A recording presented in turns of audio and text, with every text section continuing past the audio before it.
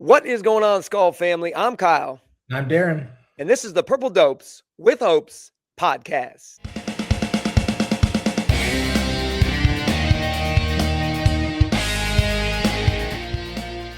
Welcome in, Purple Dopers. This is the Purple Dopes with Hopes podcast. We are part of the Let's Skull Network. Let's Skull. And my friend Darin and I, we sit down each and every week and we have a conversation about our favorite NFL team, which has been just super quiet the last week. So we're going to do our best here to bring some topics that we found and have heard going around, or topics that have been coming up. But if you're finding us on YouTube, please make sure you hit subscribe on our YouTube channel. We are closing in on that 220 mark, Darin. So baby. I think we're one away. So it could be you. It could be you this week to click subscribe on that channel. So, and then of course, if you're finding us on any of the podcast platforms, Apple, Spotify, iHeartRadio, and Amazon, please make sure you follow the show, number one, and then give us a rating and review. We would appreciate that. Darin, I want to hear, man, is Kyler Murray making any waves yet in the Minneapolis Twin City area? I mean, he signed this week. He's official. He's officially a Viking. Like, is there any noise going around right now in Minneapolis in regards to him being the quarterback of our team? Man, it's dead silent, I'd say. I don't know. Like you said, it's been a quiet week Vikings-wise, which, I mean, for being the offseason, this is really the first quiet week we've had. But no, I think I got to imagine, they're cleaning up free agency right now, checking out what's left out there, looking at the scrap heap, see if there's anyone that they want to kick the tires on. But I think it's probably draft prep. And then, look ahead to OTAs. But my hope is Kyler's in the building, getting familiar with the dudes and learning the playbook and meeting with KOC and doing what he needs to do. But yeah, there hasn't been a whole lot of chatter locally. I wonder if there's like a trend, like nationally, when March Madness is going on, that the NFL action is a little bit less. Focus is elsewhere. Money is elsewhere at the moment. The wink and a nod, NFL and NCAA, like, hey, come on, give us these 6 weeks here. Yeah, absolutely. Maybe they're in a little bit. Yeah, a little bit of an agreement saying, hey, we got these 3 weeks. Like, just maybe that's why free agency is like right before March Madness. So it makes a lot of sense. Right into that, and then. Look at us, man. I mean, we're already solving the world's mysteries here, right? Put on our tinfoil hats. The conspiracies are out there. They're all working together. So, that's right. Well, there was this news that I thought was kind of interesting that I figured we'd kick it off with. DeAndre Hopkins was caught by TMZ and making comments, number one, about how he appreciates Kyler Murray, likes Kyler Murray, which I've seen a handful of comments coming out from different teammates. I think Chase Edmonds made one, DeAndre Hopkins, Marvin Harrison Jr., and they're all like super excited, super supportive of Kyler. So this idea that he's like this toxic player in your locker room, like going to bring your team down. I don't know. It seems like the players that matter are kind of speaking pretty highly of him. But DeAndre Hopkins did make this little hint like, hey, if Kyler's interested, I'd love to pair up with him again. We're kind of in need of a wide receiver 3 right now since Naylor left. What are your thoughts about DeAndre Hopkins? I am 100% pro DeAndre Hopkins coming in and being wide out number 3. I mean, imagine him where you can play like Jordan Addison out of the slot if you wanted to. For sure. Or Jefferson out of the slot. I feel like you bring in a guy like that who I think there's still some tread on the tire. I mean, he's not DeAndre Hopkins of, 8 years ago, but I think the guy can still play. Good hands. And I got to imagine he's coming in on a pretty cheap contract because I don't think there's a lot of guys sniffing around him right now. So I don't think there's really a downside to seeing what's going on with DeAndre. Well, surprisingly, like DeAndre Hopkins was drafted in 2013. I mean, just kind of looking like 13 years in the league is a long time. But the guy was a freak. And you don't lose the hand game because I don't know if you've ever seen the guy's hands, but they are literally double the size of mine. And to put him in a wide receiver 3 spot where he's not being asked to be the DeAndre Hopkins of old, but, maybe make some red zone, catches there as Kyler throws it up to him, or maybe even get us some first downs when we need it on 3rd and short or 3rd and long. So, and if someone's going to go out and play man coverage against DeAndre Hopkins, I mean, I'll take my chances against most guys in the league. I'm not going to lie. So even at 13 years in the league, DeAndre Hopkins, I think, can still get it. Yeah. Well, I mean, thinking about the wide receiver 3 spot, I mean, is there anyone that kind of piques your interest right now? I mean, obviously, we're talking about DeAndre Hopkins, but Is there anybody else out there that kind of you've heard, chatter about, or kind of you thought, oh, that guy might be a decent addition to bring in? Yeah, none that I've heard chatter about, though. An interesting one to me is Diggs, just with the history with the Vikings, come full circle with Diggs. Even the way he left, he's still one of my favorite Vikings. Maybe not top 10, but certainly top 20 of all time. Really, the miracle play is going to do that for a guy. But 100%. He looked good last year. Coming off that ACL, I thought he had a good year with the Patriots. Definitely did. Again, I think there's that element of what Diggs brings to the locker room. I think, again, it can be argued, is it good, is it negative? But I think it's intriguing if Diggs would be interested in a reunion. I don't believe anyone's picked him up yet. Yeah. Again, I think just depends on what he's asking for, what he's looking for. He might not want to settle into a wide receiver 3 role. But that's the other name I think that's interesting. Based on his, production last year, I don't know that he's going to be a cheap cost, as maybe a DeAndre Hopkins would, because he did have some success in that Patriots offense, and I think he might have been their leading receiver. I definitely know he had a stretch there where he was putting up over 100 yards for a handful of games. So definitely, I agree with you. That might be like more of a long shot, but again, he doesn't have a team right now, so. I saw a conversation that they were having with KJ Osborne. KJ Osborne he's still got young legs. He's familiar with KOC's system. He's had success, with the Vikings. I don't know, that one still, I think last year I kind of said something about possibly bringing KJ back, but not a bad thought. I feel like, being a guy who's been in the system, played with the Vikings before. Yeah, it's certainly, a guy like that, you're taking a flyer. That's one of those you want like kind of a vet minimum incentive laden contract where it's like really not costing you anything if he doesn't produce, but if he comes in and kills it, then great. Yeah. But yeah, I'd certainly be welcome. Really, any of these ex-Vikings, like if they want to come back home and give another shot in the purple, they're most of the time I think we're open to seeing our guys come home. So for sure. Yeah. And I mean, if you've seen the amount that we're paying our quarterback room right now, it is ridiculous. I think they're paying. I think our quarterbacks are making $9 million total. I think it's just under, So Carson Wentz is the highest. Carson Wentz is the highest paid quarterback in our quarterback. That's across all 4. Yeah. Granted, I mean, Kyler's making 30. Yes. Not costing us the money. What the Vikings are paying him on that. Kyler's certainly not going hungry this year, but yeah, I think the Vikings total cost on quarterbacks for 4 is under $9 million. It's just absolutely wild. Absolutely. Which, happy birthday to Max Brosmer, by the way. It was your birthday this past week. Birthday, Max. Happy birthday to Max. Once again, Max, you ever want to come chat about your time with the Vikings, we'd love to reminisce on that Seahawks game. All the positives that came from that. So, but I think the biggest conversation that I've been hearing anyway is just Jonathan Grenard. Like what's gonna happen with Jonathan Grenard? We kind of got 3 options. We keep him. He plays under what he's already being paid.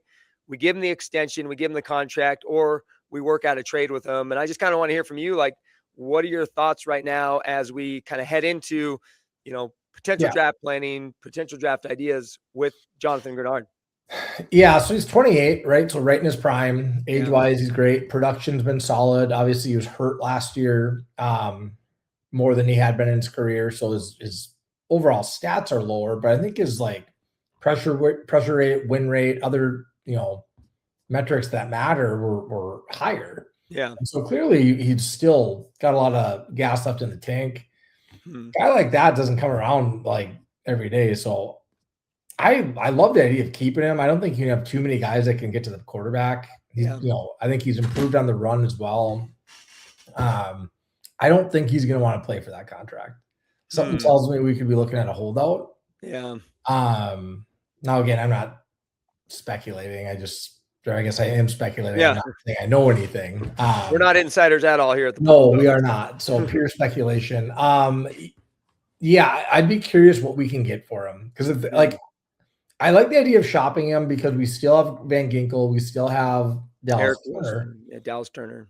But if we get an extra first round pick for him, which is the minimum that I would take. So if someone's coming at you with a second, I'm saying thanks, but no thanks. We'll keep him.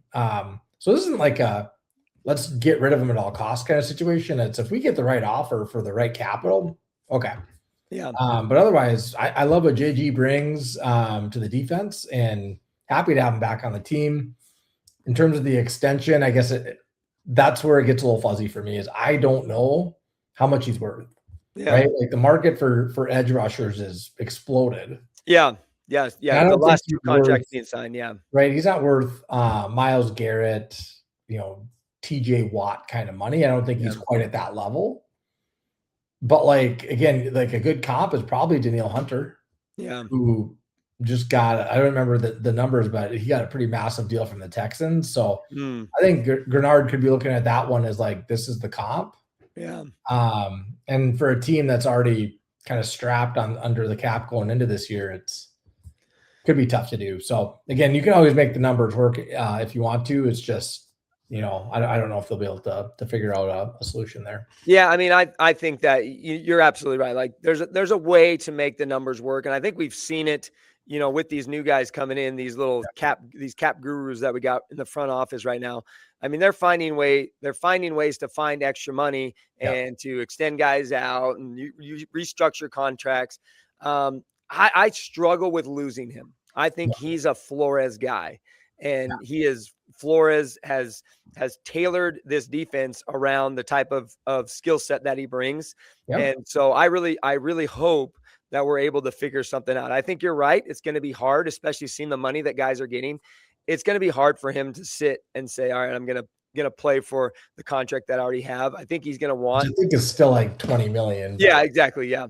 I think he's going to want, get his bread, get his money. And, can't blame him for that either, right? Exactly. There's no shame in that. I mean, you got to look at what's going on around 15 years if you're lucky, and you got to get your money when you can get it. So yeah, but I'm 100% with you on like it's a first round pick or bust for me. Like if we're going to shop this guy on draft, we can't go a second and a fourth or a third and a sixth. Like it's got to be a first round draft pick. We have to be able to go in and get a guy who's going to be a starter. Now, will it be a starter in that position? Maybe not, but we got to get a guy who's going to come in and have the impact either on the offensive or defensive side of the ball as Grenard would. Yeah. And again, I'm not a contract guru. I'm not in terms of and even like the trades for the draft picks. I'd take a future first though. I know a future first is less valuable than a first this year. I would do that trade, but I would need compensation this year. Not in a fourth, fifth. Like I want, like if we're talking a future first, then it's got to probably be a third, maybe even a second this year. Yeah. I mean, it's definitely a first or bust when it comes to if we shop him. I really hope that's not the case. I think that Grenard, is happy in Minnesota. I've been seeing videos shared that he's been posting on his Instagram. Like it's not like he's unfollowing Vikings social media or dragging him through the mud. Like he's posting videos and he's posting pictures of him in Vikings uniform, which leads me to believe there's at least conversations being had. What those are, we may never know until the info comes out before or after the draft. Yeah, and I agree with you. It doesn't sound like there's bad blood on either side at this point. I think they're trying to work through what a deal would look like. And again, at the same time, listen to offers because you got to listen. But I think they value him and they should. And so if someone's going to pry him away, it's going to have to cost them. For sure. I totally agree. Well, moving into like the draft kind of thinking, we're now almost in the month of April, which the draft happens in the month of April, which I did hear that Minnesota did put in for potential 2028. Yeah. Potential draft close. So that's kind of cool. That'd be awesome. You have to, if that works out, you're going to have to come, man. That'd be super cool. That may be a reason to come over there. We'll make sure we have lots of purple dopes with Hope shirts to be passing down the stands. And absolutely.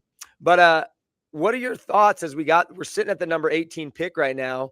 Kind of what are your thoughts as far as where you think the Vikings need to lean, and is there any players right now that kind of are popping up in your mind as far as targets? Yeah, it's kind of like we've talked about. Like I'm stuck mentally on Dylan Thieneman from Oregon. I agree. Yeah. Huge position of need. I love the skill set. He reminds me of Harrison Smith. That's the biggest piece, I think. Like there's a lot of similarities. Yeah, and I can't remember I guess the Toledo safeties kind of graded about the same or in the same vicinity as him. More of like a bruiser. Yeah. Which I'm looking more for a guy that's a ball hawk. I want a guy Yeah. that's gonna, I like the tone setters. Don't get me wrong. I think they're great. In today's NFL, it can get you in trouble depending on what your style play For is. In sure. terms of like if you're taking headshots. Yeah. And I know they try to get that out of college and stuff too, but I just think like if that's your style of play is lay the wood. Yeah. It could potentially like create problems. I'm not saying that's 100% the case, but that's why I'm leaning towards Thieneman there. Yeah. But again, like we've said all along, it's best available. He might not be there. Like he killed his workout at the combine. So he might be gone. And if that's the case, again, there's a lot of needs. I like what's the Clemson corner? Avion Terrell. Terrell, yeah. And then there's the is it Delaney out of LSU is the other one. Yeah. But there's cornered. I mean, again, there's a lot of guys there. I'm happy this isn't like hey, we have to draft a quarterback in this draft because that's the position where it feels like it's pretty light. And maybe a flyer on a guy in a later round, but which I'm on board with taking a quarterback as well sometime. Yeah, sometime in the draft, not in the first round of the draft. But again, I hope they're looking at their draft board and it's best player available. Again, if you get a guy who falls, Jeremiah Love, is he going to be there? No. If he's there, you take him. Those are the three. I mean, the three kind of needs when I think about it. I think safety is probably up there on top, and I think Thieneman is kind of the guy that I would say is probably most likely to fit into our Minnesota Vikings defense at safety. Terrell out of Clemson is a cornerback, which big position in need, over the last several years. It was nice that they went out and they got Pierre, to play cornerback, but it would be nice to have some depth at the cornerback position because we've seen what happens when we don't. We can go back a few years and it's rough. And then, I mean, it's interesting that, I've heard lots of people say Jeremiah Love, no way, no how, but he continues to pop up when I'm kind of looking through the different draft boards and Minnesota Vikings targets. So I don't know. I mean, I don't know if there's enough teams out there that have the need, but to bring a guy like Love in, that skill set, that caliber, I mean, that drastically changes the backfield of the Minnesota Vikings instantly. 100%. And love what he would bring. I just think we'd have to trade up. And I don't think that's the move for a team that has missed on so many draft picks the last 4 years. Is we need to collect draft picks, not get rid of them. That's a great way of looking at it too. Like, I think right now we got to rebuild this resume when it comes to our draft picks and, moving up to get one guy, giving up the picks that we have, I think would be, I don't know. It would be a little disappointing. It has to be, if you do it, you can't miss. Yeah, it has to hit. He can't. It can't just hit. Like, he can't be a starter. He has to be like the second coming of Adrian Peterson. Yeah, I mean, he has to be, rookie of the year. I mean, candidate. I mean, he's got to be in that conversation at the end of the season for it to work to move up to draft him for right now for the Minnesota Vikings. 100%. Yeah. But yeah, like we said, all around best player and really. I liked, thinking with the center candidates too, like huge position need for us. Yeah. That is a day 2, maybe even day 3 problem. For sure. Also, I agree. Like, again, I've seen some folks putting like a center on our first round board, and I'm like, no. Yeah. Like, don't do it. I think there's enough good centers in this draft that we don't need to jump the gun on that. So 100%. Well, I did, we've been talking about Thieneman, this safety from Oregon, but Harrison Smith still hasn't made his announcement yet.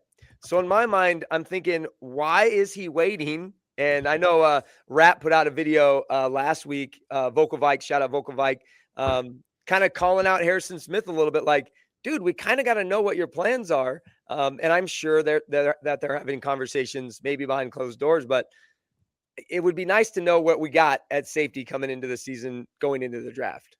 Yeah, I don't disagree. I mean, again, I'm sure he's having communication with the team. For sure. Like, I don't think there's like, not. He's not going off the grid, on vacation in the Bahamas. The fact that there's nothing coming out makes me wonder if he's seriously considering another run at it. Yeah. And if that's the case, I still don't think that changes the calculus on drafting a safety. Like, Harrison Smith might have another year, maybe 2.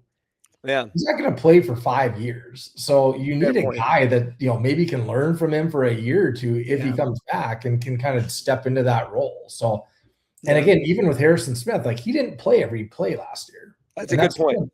I would assume would be the same thing if he returns next year. So I think maybe even on a lesser, play count. So. Yep. Yeah. It seems like he'll be on a pitch count for as long as he plays, which is understandable. And so I don't think it changes much for us in that respect. But honestly, it kind of has me excited thinking he might actually come back and play again. Yeah. I mean, the fact that it just, I think I said this last week, like the fact that Ham has retired, Thielen has retired, and Harrison Smith is still quiet.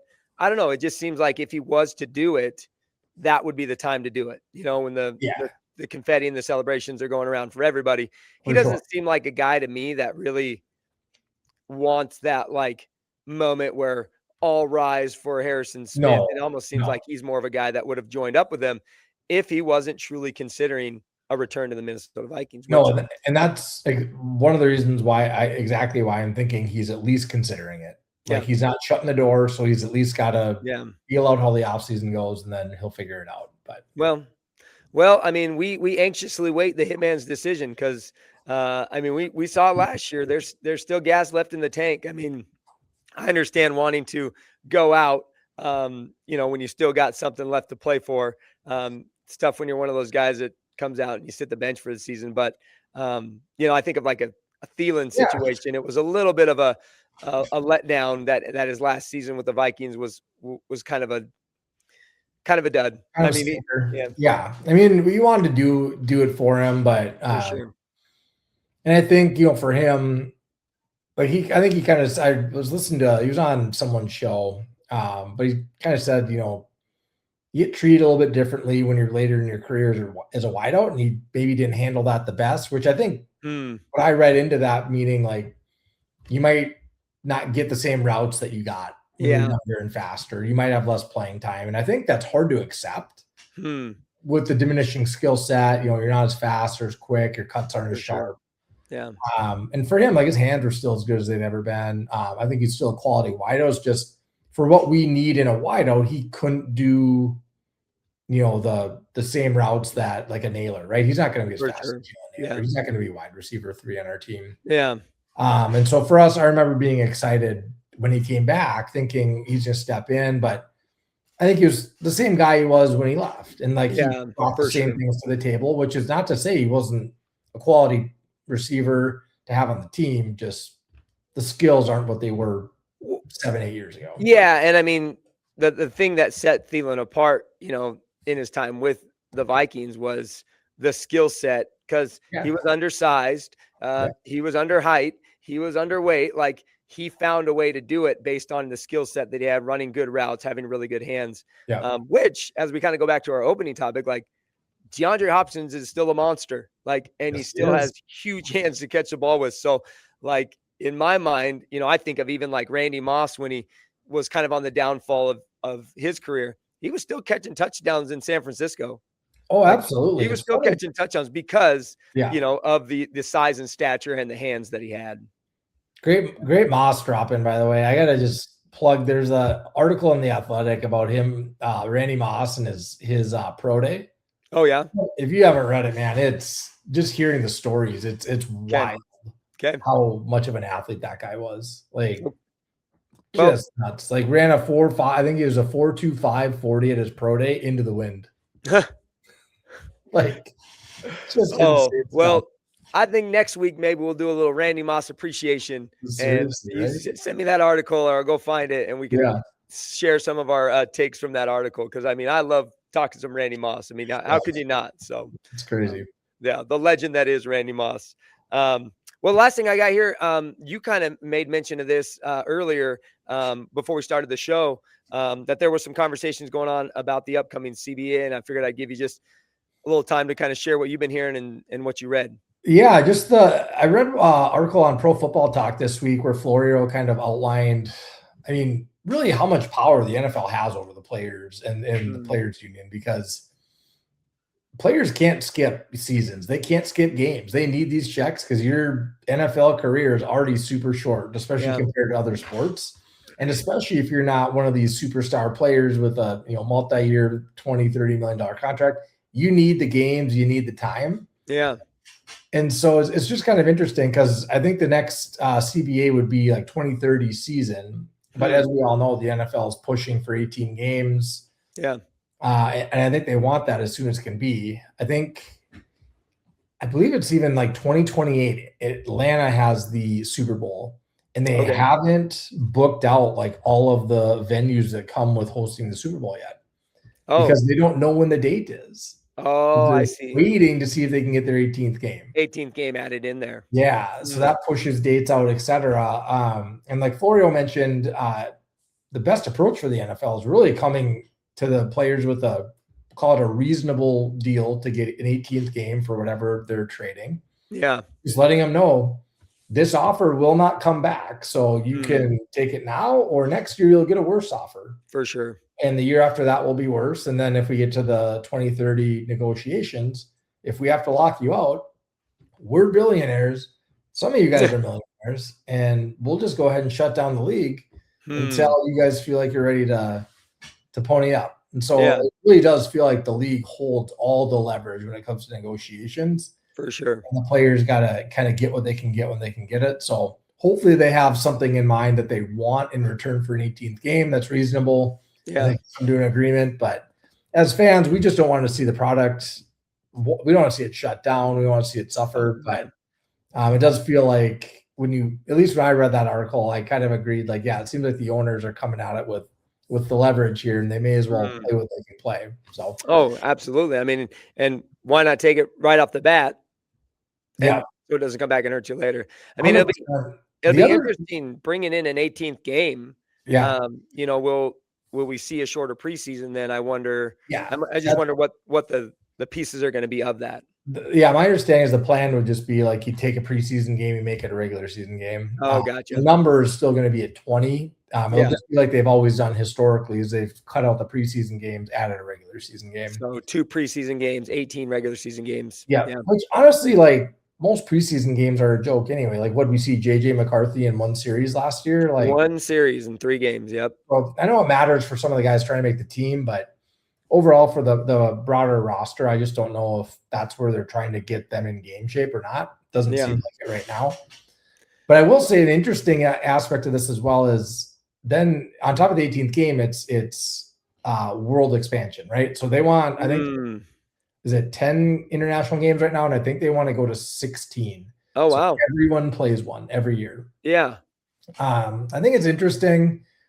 I will admit, as a season ticket holder, you're kind of like, well, I don't want this to eat into my games. I don't want to lose a home game. Yeah. Access to. So that kind of sucks if that happens. But I also understand they're trying to grow the game globally. You hear talk of international Super Bowls, which that's a whole different. Oh my goodness. We don't need to get into right now. But so I see why they're trying to do it. But I will say, as a fan who lives in the United States, who has season tickets, it would be a bummer to lose a home game every other year. Yeah. To go to an international game. Or at least at a minimum, you'd hope you'd get priority buying power to travel if you felt like for it. sure. Yeah, absolutely. Well, lots of things to continue to follow up with and check in on, though, as the off season continues to move forward, for sure. Yeah, it's never dull. Well, we got a week coming up here where March Madness is finishing up, so there's probably gonna be little to zero Vikings news. But let's hear a little Purple Dope hope from Purple Dope himself, Darin. Brought to you by 612Tees, great Minnesota-based apparel company. Use Purple Dopes 25, you get 25% off that first order. That's Purple Dopes 25, all one word. Darin, as we look into the next week, man, where are your hopes at as a Vikings fan? Dude, my hopes are, I guess it's going to be twofold. One, I want to see a move in the Grenard situation. Yeah. Back to our earlier conversation. I would prefer to keep him with an extension. He's happy. He's ready to start the season. But if we make a move, it'd be nice to see us get, good, first and whatever draft compensation for him. For sure. It'd be nice to see that kind of finish up because, I don't know. I just feel like that's a story that's been played out now for the last 2 months. It'd be interesting or not interesting. It'd be great to see a resolution. Yeah, absolutely. My real hope is Kyler Murray's in the building. getting the work in with Jefferson, with KOC, with the receivers, learning the playbook, and just getting ready to be QB1. Because honestly, the more I think about him quarterbacking the Vikings next year, the more excited I get. Absolutely. Just can't wait to see what he's doing out there with him, Jefferson, D-Hop if he's ready. Let's go. Those are my hopes. Let's see Kyler Murray getting in there, getting the study in, and just getting ready for the season, man. Yeah, well, my hope is very similar to your hope. My hope is this week we see a social media post of Kyler Murray and Justin Jefferson in some form of doing something. They could be at a T-Wolves game. They could be at a Lynx game. They could be, eating food downtown Minneapolis. I want to see that connection starting today. I want to see those guys hooking up and getting connected. So my hope is we see some form of that relationship starting this week, moving forward. Love it. Yeah, absolutely. Let's get it. All right, well, let's finish out with a little Purple Dopes weekly game here. As always, we encourage you guys, if you're on YouTube, follow, add something in the comments there as far as if you have any thoughts or ideas on this one. We've been talking about the wide receiver number 3 position for the Minnesota Vikings this upcoming season. Jake Reed is not available. In Minnesota past wide receiver 3s, who are some of your unsung heroes when it comes to the wide receiver 3 position for the Vikings?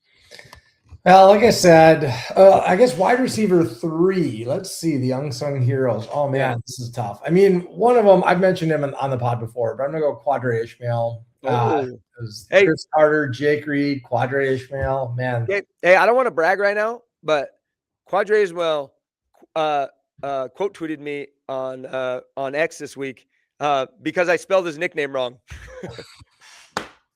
That's awesome. Oh, he corrected me. So I think I'm getting it in there, Quadre. Whenever you're ready to come on, the invite's coming. Don't worry. We're going to get you on with the Purple Dopes. Let me ask you, how did you spell missile? It's missile. He spelled it M-I-S-S-I-L-E, missile. Yeah, that's how you spell missile, isn't it? No, missile is M-I-S-S-L-E. Well, missile is like what the thing you shoot at people. That's how it's spelled, right? So yeah, he was the missile. I thought he was the missile. Anyways, my Twitter claim to fame this week when it comes to my Vikings fandom. Good correction. I mean, hey, it could happen. It could happen to anybody. Exactly, but it happened to me, so I'm going to save it in my heart forever. So that's amazing. Okay, you got Quadre Ishmael. Any other guys come to mind? I'm going to throw one at you right now that I think you're going to love.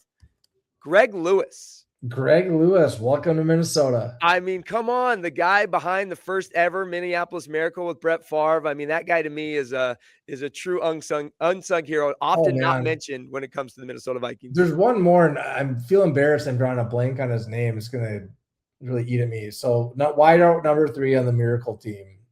Played with us for like 5 years. Oh, Jarius Wright. Jarius Wright. Oh yeah, Jarius Wright. I feel like he was the kind of guy that wouldn't show up for 8 weeks and all of a sudden he'd get like 3 catches, 2 touchdowns, 100 yards. He was on my list of guys. That's how I knew his name. I kind of looked up a couple, but Jarius Wright, man, he's definitely a guy that came to my mind as far as that Miracle team, with Diggs and Thielen, like obviously not mentioned a ton, but definitely had some games in there where he stepped up and played big. Well, let me ask you this too. Does he even count as wide receiver? I guess, because you mentioned Greg Lewis, but was Greg Lewis really the wide receiver 3? Because it was Rice, Berrien, and then wasn't it Harvin?